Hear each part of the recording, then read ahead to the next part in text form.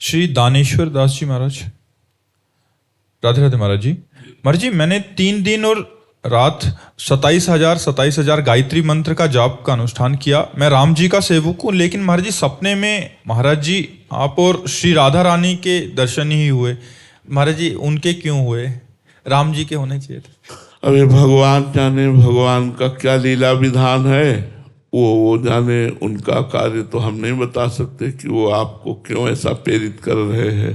राम जी जाने, राम जी की ही लीला है, वही जाने। उनके विधान को हम क्या बताएं कि किशोरी जी या हम किशोरी जी के दास हैं।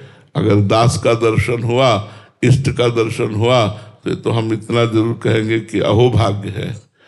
क्योंकि स्वामिनी और स्वामिनी के दासों का दर्शन स्वामिनी की कृपा से होता है, ऐसे नहीं होता है।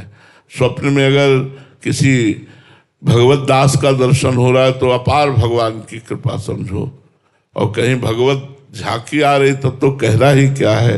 इसलिए तुम्हारी गायत्री जप का फल जो भगवान ने दिया वो संत समागम दिया, और वो प्यारी जी के चरणों का जैसी भी भावनात्मक झांकी आई हो वैसा दिया। मंगलमय है, अमंगल तो है नहीं, पर वो राम जी क्यों नहीं आए, प्रियाजू को क्यों भेज दिया, ये वो जाने। सुभाष मल्होत्रा जी, रोहतक से। राधे राधे महाराज जी। महाराज जी आपके मुख से कई बार सुना है, जोई जोई प्यारो करे सोई मोहि भावे।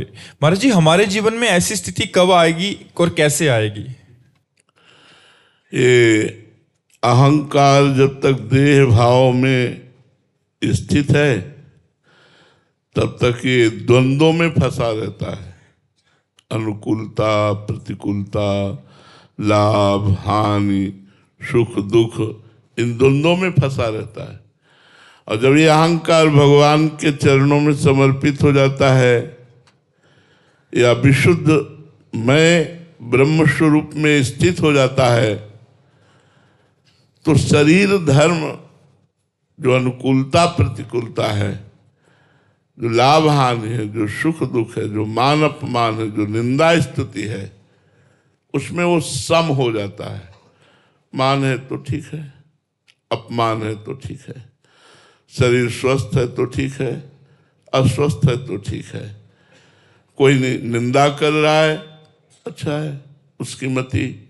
कोई स्तुति कर रहा है, उसकी मति। वो इन सबसे परे हो जाता है जिसका अहंकार या तो ज्ञान में समाहित होकर मैं स्वरूप ब्रह्म स्वरूप हो जाता है, या भगवान के चरणों में समर्पित हो जाता है। जब तक ये अहंकार नहीं नष्ट होगा तब तक ये बात समझ में नहीं आएगी कि जोई जोई प्यारो करे सोई मोहि भावे। ऐसा नहीं कि सह रहे कि आप भगवान हो, अब जो करोगे तो मुझे सहना ही पड़ेगा, ऐसा नहीं कह रहे। मोहि भावे, मुझे अच्छा लगता है, जो जो प्यारे मेरे विधान कर रहे हैं मुझे अच्छा लगता है। ये तभी होगा जब प्यारे के चरणों में अहंकार समर्पित हो जाएगा। और इसका साधन है भगवत प्रेमी महात्माओं का संग और खूब नाम जप और पवित्र शास्त्रों का स्वाध्याय, पवित्र ग्रंथों का स्वाध्याय। अगर ये 3 साधन हमारे जीवन में आ जाए कि जो निरंतर भगवान में स्थित रहते हैं, से महात्माओं का संग, निरंतर भगवान के नाम का जप, और हमारे जो इतिहास पुराण शास्त्र है इनका स्वाध्याय, तो निश्चित निश्चित ये मलिन अज्ञान जनित देहाभिमान ये नष्ट हो जाएगा। और जहां देहाभिमान नष्ट हुआ कि विशुद्ध ज्ञान प्रकट हो जाता है। ज्ञान प्रकट हो जाने पर ही समता आती है, और समता में ही शत्रु मित्र सम जानी, मान मान अपमान सम, दुख सुख लाभ न हानि।